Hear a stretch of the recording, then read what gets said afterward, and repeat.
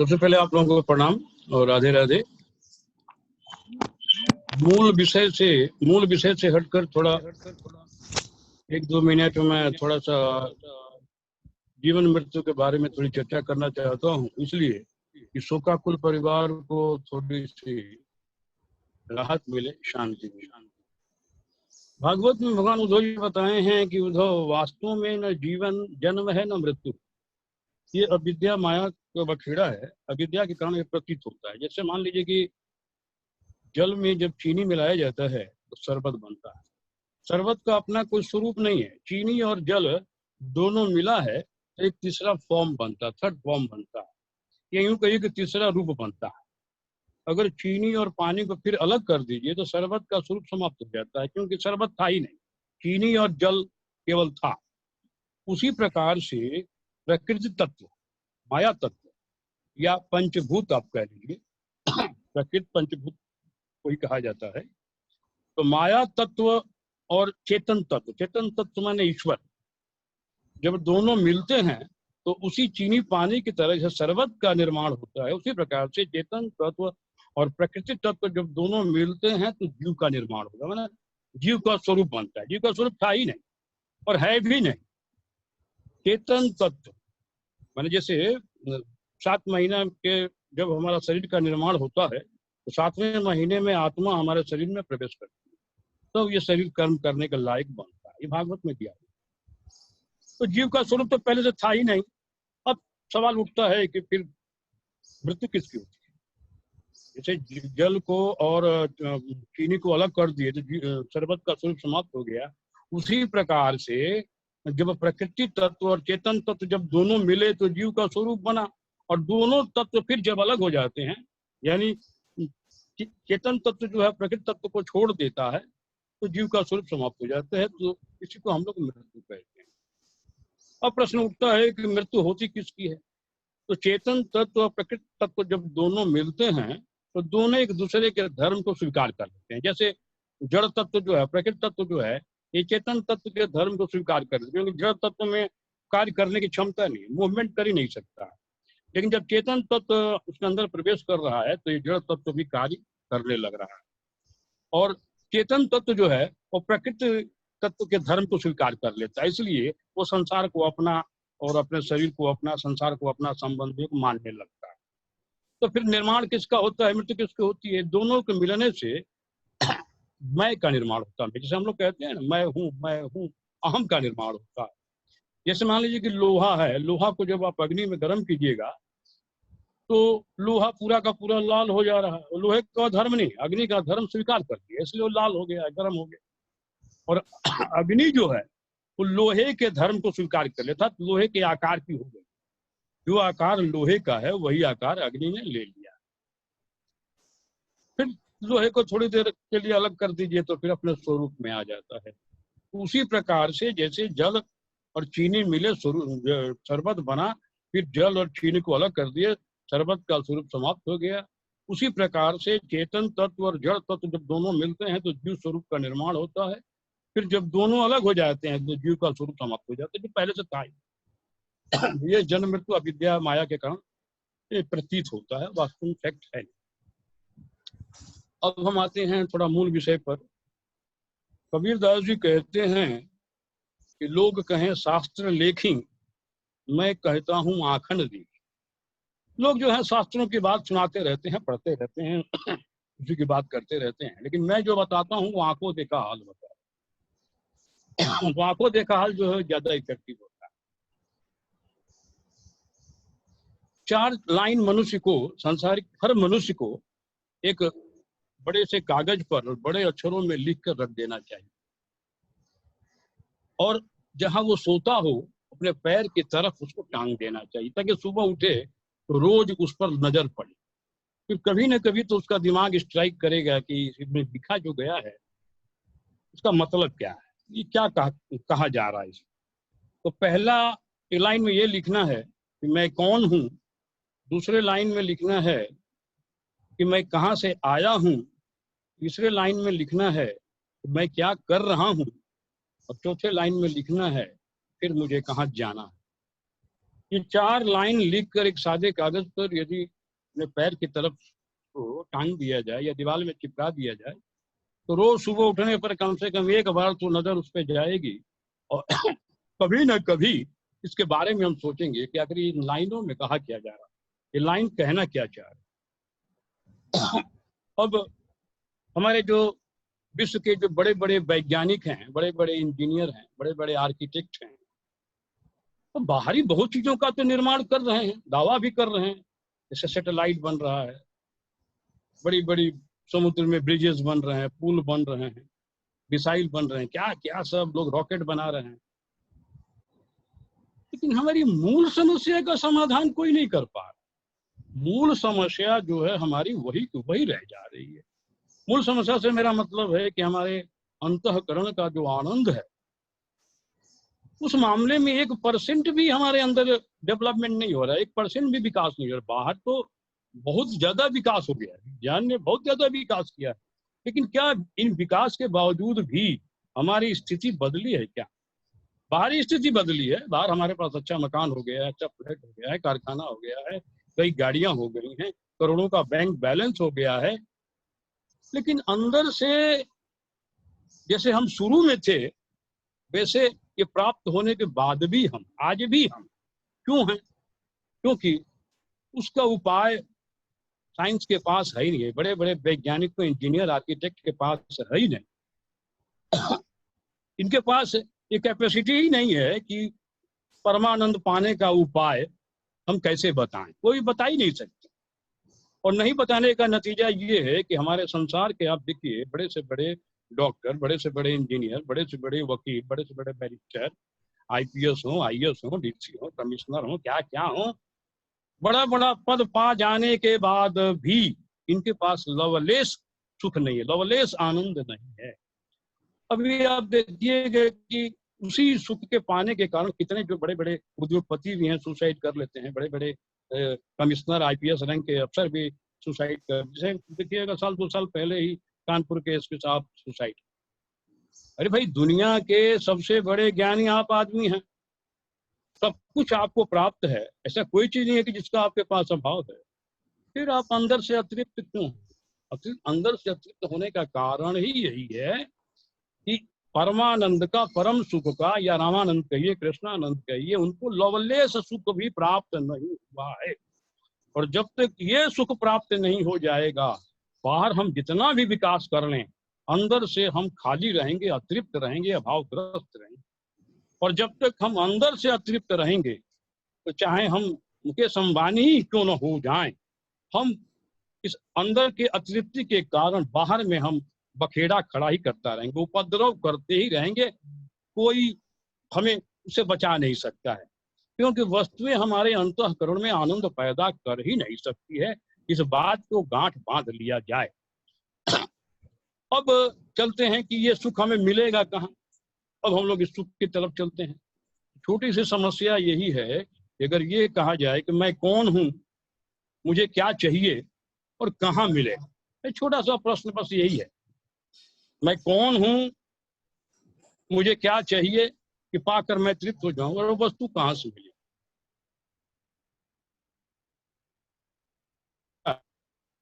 यही कहेंगे कि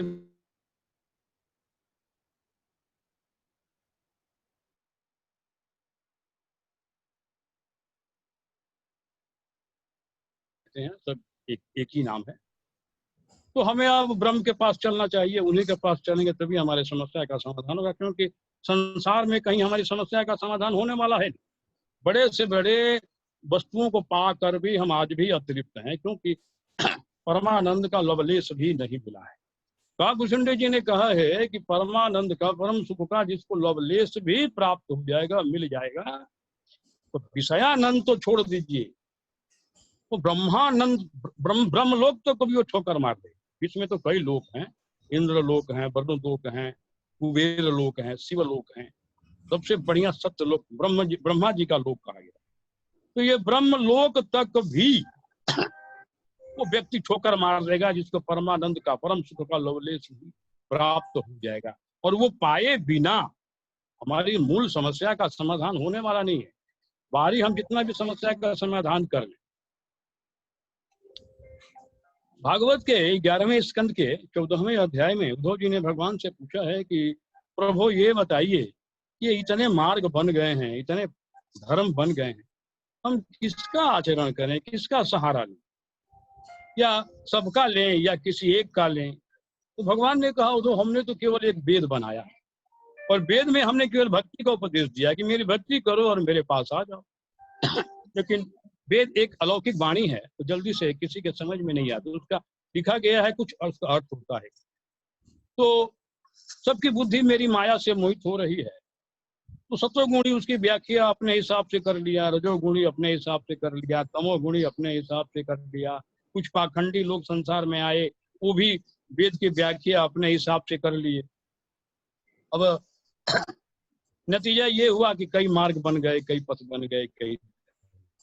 लेकिन भगवान ने चेता दिया है कि मेरे बताए हुए मार्ग के अलावा जितने भी मार्ग चल रहे हैं इस संसार में, पथ चल रहे हैं, धर्म चल रहे हैं, वो कर्म बंधन से छुटकारा ये कर्म और धर्म नहीं दिला सकते। कोई भी मार्ग नहीं है मेरे अलावा जो तुम्हें बंधन से छुटकारा दिला, आवागमन के बंधन से छुटकारा दिला। और जब तक आवागमन के बंधन छुटकारा नहीं मिलेगा, हमको स्वर्ग मिलेगा तो स्वर्ग मिलेगा। तो गीता में गोविंद कहते हैं कि तीर्थम स्वर्गलोकम विशालम शून्य पुण्य मर्तलोकम विशंति। जब तक पुण्य रहेगा स्वर्ग में रहेंगे, फिर वही संसार में हम आ जाएंगे, फिर वही दुख हमारा चाल।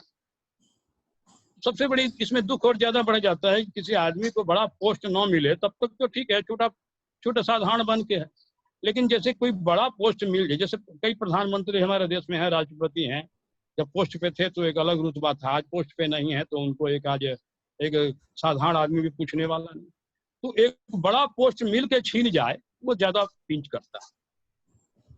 और प्रश्न उठता है कि हमारा काम होगा कैसे। तो कल जो चर्चा हो रही थी, लास्ट में हमने कहा कि भाई 80% हम लोगों का काम हो गया है। तो उसका कारण यही था कि जो अष्टांग योग की जो पद्धति है, यम नियम आसन प्राणायाम प्रत्याहार, तो ये 5 जो है ये माइक है, ये मन को शुद्ध करने के लिए है, मन को भस्म करने के लिए है, आसन जीतने के लिए। जैसे एक आसन को हम 4 घंटा 8 घंटा 6 घंटा बैठ सकते हैं, ये आसन जीतने के लिए सब पद्धतियां। 3 जो है वो अलौकिक है, परमार्थिक है, वो है धारणा ध्यान समाधि। तो धारणा ध्यान समाधि का मतलब होता है कि आप भगवान में मन लगाना चाहे। जब मन लगाना चाह रहे हैं तो ये हुआ धारणा, और लगान चाहने के बाद मन स्वतः लगने लगा है, ये हुआ ध्यान। और मन लग के स्थिर हो गया है, भगवान में चिपक गया है, उसको कहते हैं समाधि। तो दूसरा स्टेज में तो हम लोग पहुंच ही गए हैं, हम लोग का मन तो स्वतः लगने लगा।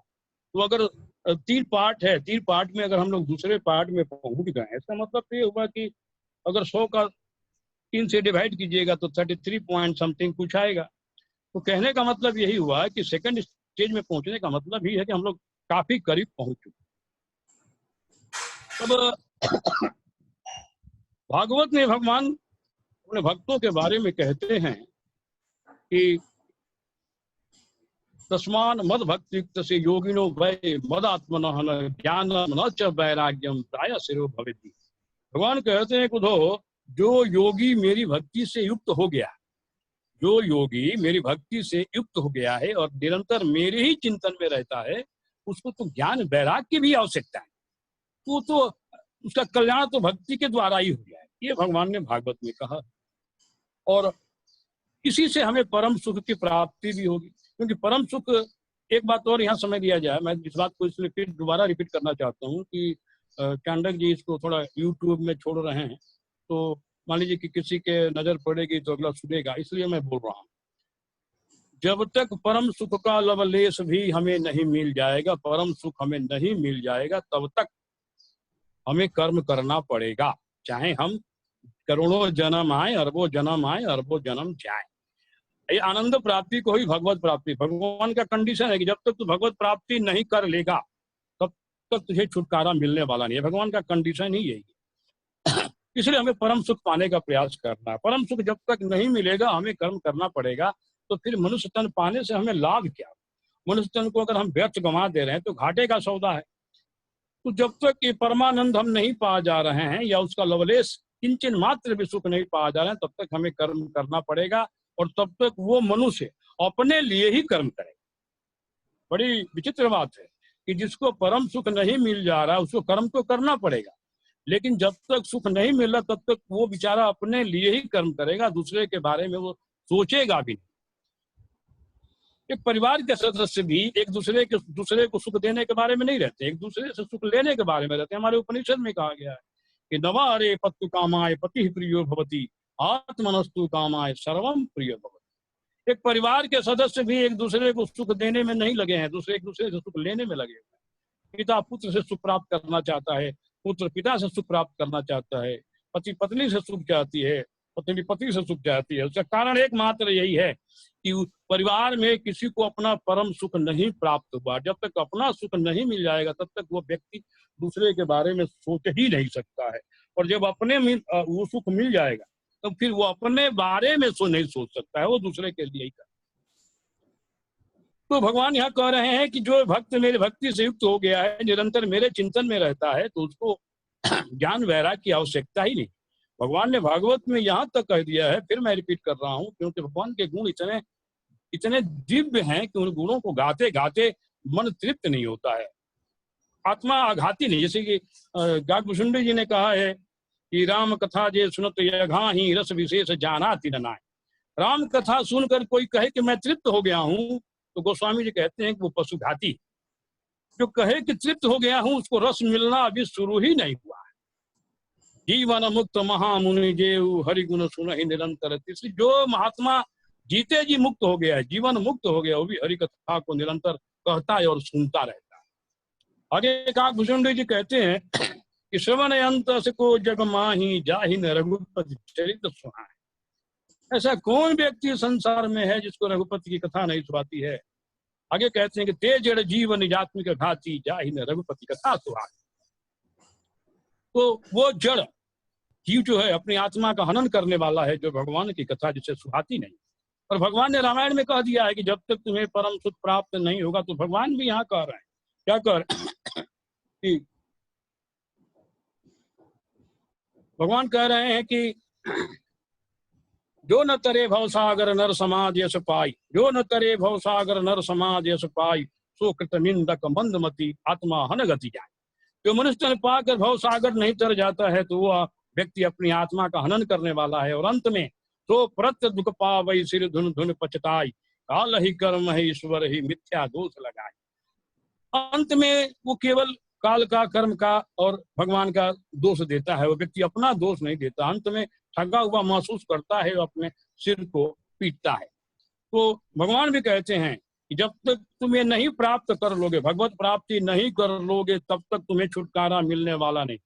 भगवान कहते हैं कि आकर 4,84,000 जो निभ्रमत जीव विनाश, फिर सदा माया कर प्रेरा, काल कर्म स्वभाव गुण घेरा। भगवान स्वयं कह रहे हैं कि 84 लाख में भटकना पड़ेगा, काल और कर्म स्वभाव के वशीभूत होकर नाना प्रकार के दुखों को सहना पड़ेगा, कष्ट सहना पड़ेगा। फिर उसके बाद भगवान कहते हैं कबहू कर करुणा नर देहि, देत ईश बिनु हेतु से नहीं। इसलिए भगवान दूसरे दुखों को देखकर उनके मन में करुणा आती है, और वो सोचते हैं कि फिर इसको एक बार मनुष्य तन देकर देखें कि अपना उद्धार कर लेता है। और जब तक नहीं कर लेगा हमारी समस्या का समाधान। गीता में भी भगवान 6वें अध्याय में कहते हैं उद्रेदात्मनात्मानम ना आत्मानम वसादयत आत्मेव हैत्मनो बंधुरात्मा रिपुरात्मना। भगवान कहते हैं कि अर्जुन तुम अपने द्वारा अपना उद्धार करो, तुम्हारा उद्धार करने दूसरा कोई नहीं आएगा। तुम अपनी आत्मा को अधोगति में मत डालो, निम्न योनियों में मत जाने दो, क्योंकि तुम स्वयं अपना मित्र हो और स्वयं अपना शत्रु।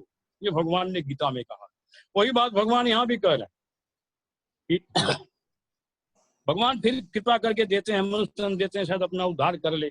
इसलिए भगवान इसके बाद वाली पंक्ति में समझाते हैं कि नरत अनुभव बरिद बहु बेरो, सन्मुख मरुत अनुग्रह मेरो, करण धार सदगुरु दृढ़ नावा, दुर्लभ साज सुलभ करि पावा। तुम अपने इस शरीर रूपी नौका को गुरु के हवाले करो, ये गुरु तुम्हारे शरीर रूपी नौका के पतवार बन जाएंगे, चलाने लगेंगे। और भगवान स्मरण मात्र से कह रहे हैं कि उसी तरफ मैं हवा करने लगता हूँ, अर्थात गुरु गौर गोविंद मिलकर दोनों उसको पार लगा देते हैं। अब हम आते हैं थोड़े भगवत गीता में। भगवत गीता के 14वें अध्याय में थोड़ा सा आते हैं। यहाँ पर 9 स्वर भी पूछे हैं। नौ योगेश्वर पूछते हैं, राजा निमि पूछे हैं, क्योंकि नौ योगेश्वर जो हैं बड़े बड़े सनकादिक ऋषियों की तरह, नारद जी की तरह बड़े विद्वान आदमी। ये ऋषभ देव जी के लड़के हैं। ऋषभ देव जी के 100 लड़के थे। 100 में 81 कर्मकांड के पंडित हो गए हैं, 9 राजा हो गए हैं और 9 ये योगीश्वर हुए हैं। भागवत में इनकी जो महिमा है, जो स्थान है, वो महर्षि नारद जी का भी नहीं है और सनकादिक ऋषियों का भी नहीं है। 9 योगेश्वरों का जो इतने बड़े बड़े ज्ञान की बातें हैं। तो 9 योगेश्वर से एक बार राजा निमि पूछते हैं कि जो उन्मत्त पुरुष है, जो भगवत प्राप्त है, जो परमानंद को प्राप्त कर लिया है, उसका लक्षण बताइए। तो भगवान बताते हैं, राजा 9 योगेश्वर बताते हैं कि जैसे एक शराबी जो है अपने शराब के नशे में इतना उन्मत्त हो चुका है कि उसका शरीर कहाँ जा रहा है, उसके शरीर से वस्त्र गिर जा रहे हैं, उसका चश्मा गिर जा रहा है, उसका पर्स गिर जा रहा है, उसको पता नहीं। वो इतने आनंद में है कि नशे में है कि उसको कुछ पता ही नहीं चल रहा है। ये लक्षण है परमानंद पाने वाले व्यक्ति का। उसका शरीर कहाँ जा रहा है, कहाँ बैठ रहा है, कहाँ उठ रहा है, इससे उसको कोई मतलब नहीं। वो हमेशा अपने आनंद में पड़ा हुआ, अर्थात जो गुणातीत हो गया है। तो गीता के 14वें अध्याय का अब 23, 24, 25, 26 ये 4 श्लोक आप लोग देखें। 23वें श्लोक में भगवान कहते हैं अर्जुन से कि उदासीन वदासीनो गुणेर्यो न विचाल्यते गुणा वर्तन्त इति यो वतिष्ठति नेंगति। भगवान कहते हैं कि जैसे किसी के शरीर में तीनों गुण प्रवेश कर रहा हो, सत रज और तम, और तीनों गुण के प्रवेश करने के बाद भी उसके अंदर किसी भी तरह का विकार उत्पन्न नहीं हो रहा, यानी तीनों गुण अपने अपने प्रभाव उसके ऊपर नहीं जमा पा रहे हैं, और तीनों गुणों को एक साक्षी विटनेस के सदृश वो तीनों गुणों को देख रहा हो और उसकी निरंतर स्थिति परमात्मा में है, तो वो गुणातीत है। वो व्यक्ति तीनों गुणों से परे चला गया है, अर्थात वो जहां भी जाएगा अपने आनंद में रहेगा। उसका शरीर कहाँ जा रहा है, कहाँ नहीं जा रहा है, इससे उसको मतलब नहीं रह जाएगा। 24वें श्लोक में भगवान कहते हैं सम दुख सुख स्वस्थ समलोष्टास्म कांचन तुल्य प्रिया प्रियो धीरस्तुल्य निंदात्म संविस्तु। जो सुख दुख में समान भाव वाला हो, ज्ञानी प्रिय अप्रिय में समान भाव वाला हो, मिट्टी पत्थर सोना में समान भाव वाला हो, जिनका अंतःकरण बस में है, एक भाव में स्थित है, वो भी गुणातीत हो गया है। 25वें श्लोक में भगवान फिर कहते हैं कि मान अपमान योह माना अपमान योह स्तुल स्तुल मित्रारी पक्षयो सर्वारम परित्यागी गुणातीत उच्यते। भगवान कहते हैं कि जो मान अपमान में सम है, निंदा स्तुति में जो सम है, जिसके अंदर किसी को कुछ अपशब्द कह दिया गया तो उसके अंदर कुछ व्याकुलता नहीं आ रही है, और कुछ प्रसन्नता वाली वस्तु प्राप्त हो रही है तो वो हर्षित नहीं हो रहा। तो भगवान कहते हैं जो मान अपमान में सम है, मित्र और बैरी के पक्ष में भी सम है, अर्थात मित्र और बैरी के पक्ष में भी वो न्याय ही करता। आगे भगवान कहते हैं कि जो आत्मभाव में, निरंतर आत्मभाव में स्थित, एक ही भाव में अपने आत्मा में स्थित है, सभी कर्मों में अपने को कर्ता नहीं मानता हो, वह व्यक्ति भी गुणातीत है, अर्थात तीनों गुणों से परे चला गया है। वो उस आनंद में रहेगा जिस आनंद में भगवान रहते हैं, परमानंद में रहते हैं। और 26वें श्लोक में आप लोग देख लीजिएगा कि जो अव्यभिचारिणी भक्ति करता है, अव्यभिचारिणी जो भक्ति योग का आश्रय लेता है, वो भी गुणातीत माने तीनों गुणों को लांघने का अधिकारी हो जाता है। अव्यभिचारिणी भक्ति योग के बारे में गीता में नीचे में दिया हुआ, 26वें श्लोक के नीचे में दिया हुआ है, जो एकमात्र पर भगवान वासुदेव को अपना परम प्रेम स्वामी मानकर अभिमान और स्वार्थ को त्याग कर और श्रद्धा और भाव के सहित जो परमात्मा का निरंतर चिंतन करता रहता है, वह भी तीनों गुणों को लांघने का अधिकारी हो जाता है, अर्थात परमानंद प्राप्त करने का अधिकारी हो जाता है। तो हमें भी इन्हीं में आना है, इन्हीं जो 4 श्लोकों में, इन्हीं में हमको आना है। और 66% तो हम लोग आ ही गए हैं, क्योंकि दूसरे चरण में हम लोग पहुंच गए हैं। 3 चरण जो है ना, धारणा ध्यान समाधि। तो धारणा का मतलब हुआ कि भगवान को में पहले हमने मन को लगाया, अब हमारा मन लगने लगा, ये हुआ ध्यान। तो धारणा ध्यान में हम लोग पहुंच गए। अब हो गया है समाधि में जाना, अर्थात अपने मन को भगवान में स्थिर कर देना है। तो भगवान के गुण ही इतने दिव्य हैं, उनके अंदर आकर्षण की इतनी शक्ति है, तो आपके मन को अपने में फंसा लेंगे, आपको उसमें कुछ करना नहीं, केवल लगे रहना है। इस सत्संग छोड़ के कभी भागना नहीं। निश्चित डेफिनेट ही हमारा काम 100% हमारा काम हो जाएगा और बहुत यथाशीघ्र हो जाएगा और आपको पता भी नहीं चलेगा। और इस के प्रयास में हमें आज से ही जुट जाना चाहिए। तो आज के लिए इतना ही। आप लोगों को प्रणाम।